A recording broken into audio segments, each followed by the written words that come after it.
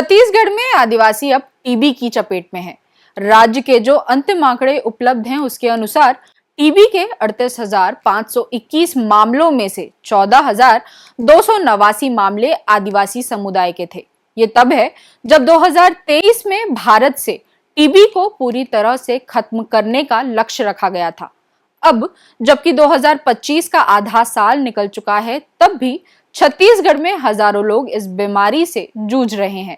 एक आंकड़ों के अनुसार छत्तीसगढ़ में हर दिन औसतन टीबी के 114 मरीज मिल रहे हैं।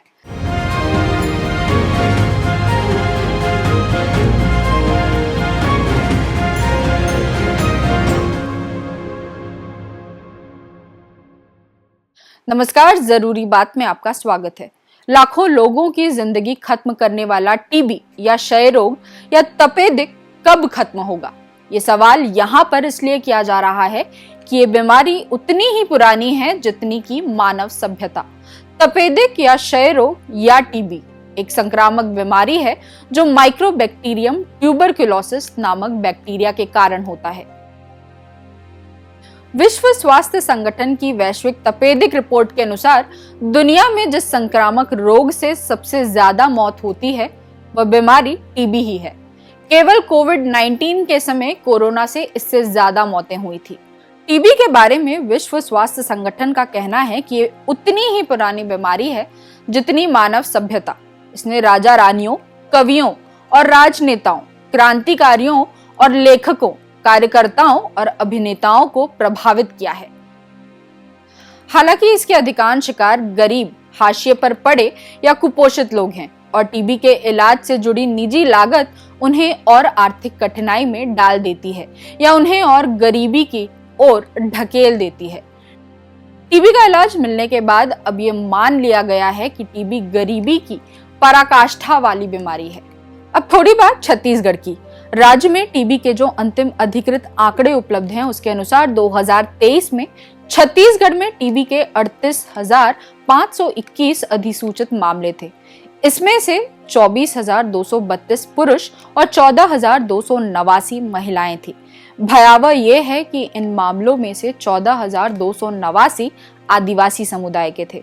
विशेषज्ञों का कहना है कि आदिवासियों में टीबी के पीछे स्वास्थ्य सुविधाओं की कमी, कुपोषण, दूर दराज के इलाके और जागरूकता की कमी को सबसे बड़ा कारण माना जा सकता है। छत्तीसगढ़ जैसे राज्य में सरकार की लापरवाही के कारण टीबी के दवाओं की कमी ने भी इस बीमारी के रोकथाम में रुकावट डाली है। भारत सरकार द्वारा 2023 में टीबी मुक्त ग्राम पंचायत की परिकल्पना की गई थी। पहले ही वर्ष छत्तीसगढ़ की 2,260 पंचायतों को टीबी मुक्त घोषित किया गया था, जबकि वर्ष 2024 में ये संख्या बढ़कर 4,102 पंचायतों तक पहुंच गई, जो देश में सर्वाधिक है। लेकिन इस दावे का एक दूसरा सच है कि पिछले साल कई महीनों तक राज्य के कई हिस्सों में मरीजों को टीबी की दवा ही नहीं मिली। टीबी की दवा सरकार द्वारा ही दिया जाता है, परंतु मई 2024 में छत्तीसगढ़ में सरकारी अस्पतालों में दी जाने वाली दवाएं खत्म हो गई थी। मरीजों को बाजार से दवाएं लेनी पड़ी थी। छत्तीसगढ़ में टीबी के मामलों की रोकथाम के आंकड़ों की बात करें तो पिछले साल जनवरी से मई तक के इन 5 महीनों में टीबी के 17,222 मामले सामने आए, यानी हर दिन राज्य में 114 टीबी के मरीज मिले। बालोद 285, बलौदाबाजार 416, बलरामपुर 268, बस्तर 4,778, बेमेतरा 272, बीजापुर 193, बिलासपुर 958, दंतेवाड़ा 254, धमतरी 490, दुर्ग 1,359, गरियाबंद 258, गौरेला पेंड्रा मरवाही 113, जांजगीर चांपा 329, जशपुर 388, कबीरधाम 312, खैरागढ़ छुईदान गंडई 120, कोंडागांव 239, कोरबा 625, कोरिया 94, महासमुंद 526, मनेन्द्रगढ़ चिरमिरी 147, मोहला मानपुर 103, मुंगेली 261, नारायणपुर 109, रायगढ़ 712, रायपुर 1,789, राजनांदगांव 390, सक्ती 236, सारंगढ़ 265, सरगुजा 486, सुकमा 225, सूरजपुर 222। भयावह ये है कि छत्तीसगढ़ में आदिवासी बहुल बस्तर में टीबी के मरीज सबसे ज्यादा हैं। इस साल 2025 में जनवरी से लेकर जून तक केवल 6 माह में ही बस्तर में टीबी के 650 मरीज मिल चुके हैं। टीबी मरीजों की बढ़ती संख्या से जिला प्रशासन हैरत में है। कैसे मालूम चलेगा कि किसी को टीबी की बीमारी है तथा डॉक्टर के पास जाना चाहिए? लगातार खांसी आना, लगातार बुखार आना, वजन कम होना, रात को पसीना आना, थकान लगना, खांसी में खून आना, छाती में दर्द होना, शरीर में गठान होना टीबी रोग के मुख्य लक्षण हैं। भारत में टीबी का इलाज सरकारी अस्पतालों में मुफ्त में किया जाता है। इसमें जांच तथा दवाएं दोनों शामिल हैं। साधारण टीबी में इलाज के लिए आमतौर पर एंटीबायोटिक दवाओं का इस्तेमाल किया जाता है। टीबी का इलाज एक या एक से अधिक एंटीबायोटिक दवाओं के कॉम्बिनेशन से किया जाता है और ये उपचार आमतौर पर कम से कम 6 महीने तक चलता है, चाहे वो फेफड़ों का टीबी हो या शरीर में किसी स्थान पर गठान के रूप में हो। ड्रग रेजिस्टेंट टीबी का इलाज, जिसमें बैक्टीरिया कुछ टीबी दवाओं के प्रति प्रतिरोधी हो जाते हैं, आमतौर पर दूसरी पंक्ति दवाओं, सेकेंड लाइन ड्रग्स और कुछ मामलों में इंजेक्शन वाली दवाओं के साथ किया जाता है। फेफड़ों की टीबी के कुछ मामलों में सर्जरी भी करनी पड़ती है। विश्व स्वास्थ्य संगठन ने अपनी रिपोर्ट में कहा है कि 2023 में टीबी से कुल 12.5 लाख लोगों की मृत्यु हुई। दुनिया भर में टीबी से लगभग 1.8 करोड़ लोग बीमार पड़े, जिनमें 60 लाख पुरुष, 36 लाख महिलाएं और 13 लाख बच्चे शामिल थे। अनुमान है कि अकेले भारत में हर साल टीबी से तकरीबन 3,20,000 मौतें हो जाती हैं।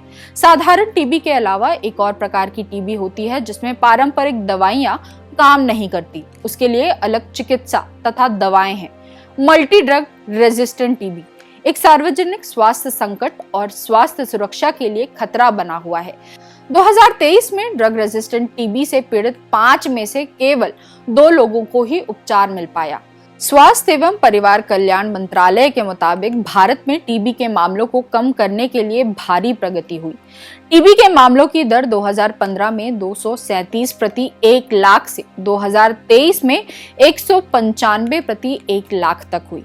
इस प्रकार टीबी के रोगियों में 17.7% की कमी आई।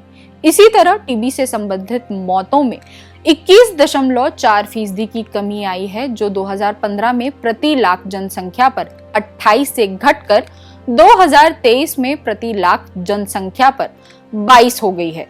आंकड़ों के मुताबिक साल 2023 में भारत में 25.37 लाख टीबी के मामले दर्ज किए गए थे।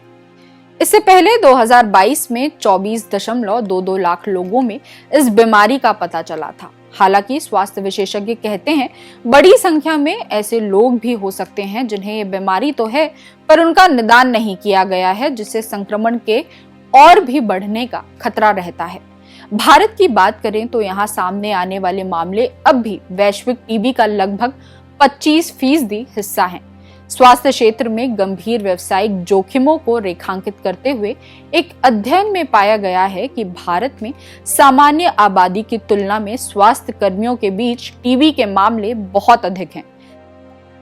साल 2004 से 2023 के बीच किए गए 10 अलग-अलग अध्ययनों के विश्लेषण से पता चलता है कि भारत में प्रति 1 लाख स्वास्थ्य कर्मियों पर औसतन 2391.6 मामले हैं। इस भयावह वास्तविकता के बावजूद देश ने एक महत्वाकांक्षी लक्ष्य निर्धारित किया है।